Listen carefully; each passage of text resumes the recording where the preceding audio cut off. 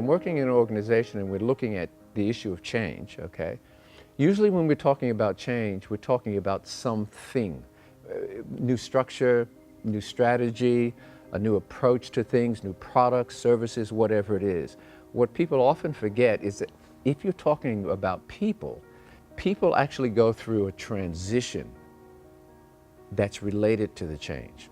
It's more the psychological side. I often use the example of someone changing home, and let's look at it this way.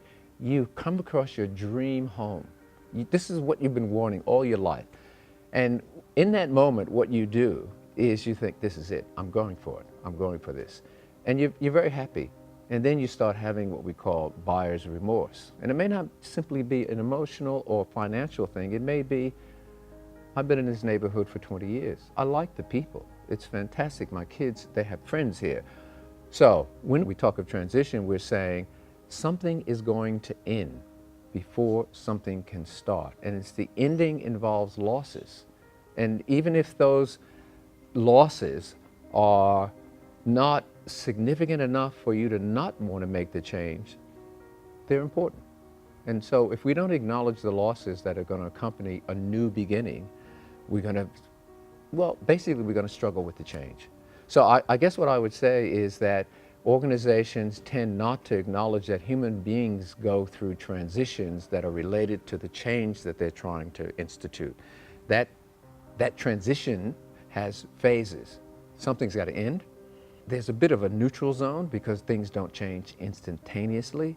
And the end of the whole transition process is the new beginning. That's what's really interesting. It doesn't happen till the end. So you got to manage people. You got to be realistic. People aren't stupid. They don't resist because they just want to resist. They resist because there's a transition that you're asking them to go through. So you've got to be up front with them and talk straight with them and say, look, this is going to be good for these reasons.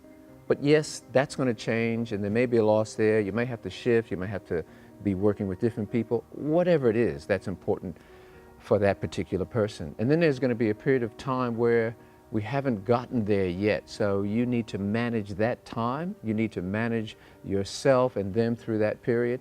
The great thing about that neutral zone, we call it, is it's extremely creative because it hasn't happened. So we can think of, oh, if I'm going to move to that new house, oh, how do I want to set it up? If I'm going to be working in that new office, if I'm going to be managing that new team, how would I like that team to work now from all the things that I've learned in the past about how teams work? So the neutral zone, highly creative, so we can use that. Otherwise, people tend to go into a dip. And at the end of it, you have the new beginning.